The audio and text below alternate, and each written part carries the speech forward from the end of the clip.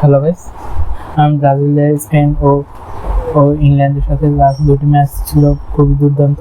তো গাইস, তো যদিও ব্রাজিলের খুব একটা ভালো অবস্থা ছিল না, কিন্তু তো আপনারা দেখুন যে ব্রাজিল এই অবস্থার মধ্যেও কিন্তু দুর্দান্ত দুটি ম্যাচ খেলেছে।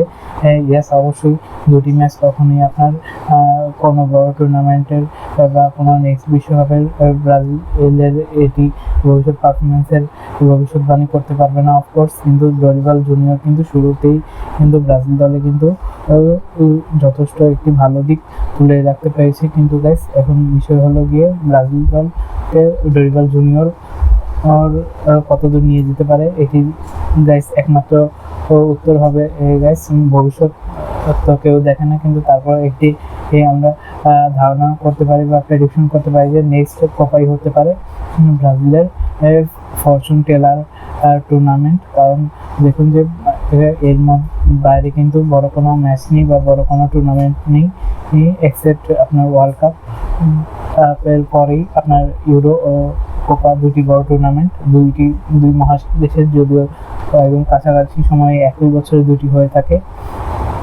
যাই হোক, আমাদের নজর দুইটিতেই থাকবে, ইউরোপের দিকে এবং কোপা আমেরিকার দিকেও।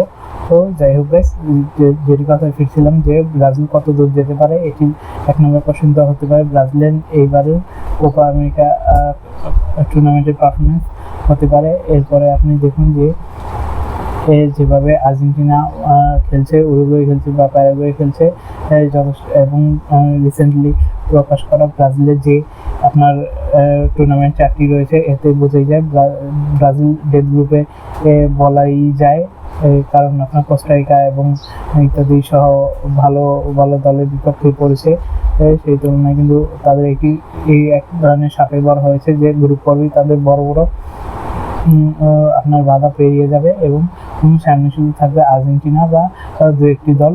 এছাড়াও তো আপনার এমনিও তো আপনার কি বলে আপনার কোপা আমেরিকা বা ল্যাটিন আমেরিকাতে বড় কোনো দল নেই, এই অনেকগুলো দল, ইউরোপের মতন সংখ্যায় বেশি অত দল না। সো আমি মনে করি যে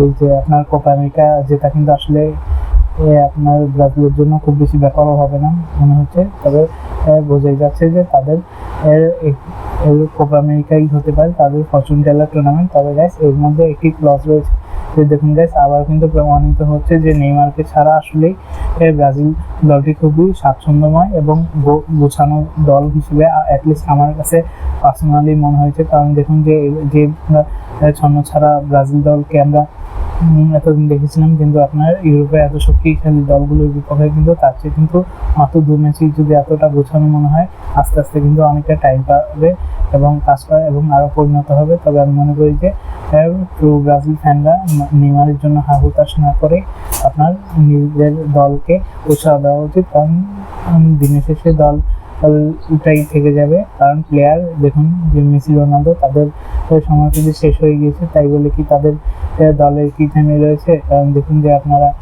যে জোয়াও ক্যানসেলো রোনালদোর ফর্ম খারাপ হওয়া নিয়ে তাকে কিভাবে ট্রল করেছে, এটি আপনার মাথায় রাখুন। তো এভাবেই আসলে দলে আসলে একজন খেলোয়াড় থেকে অবশ্যই বড়।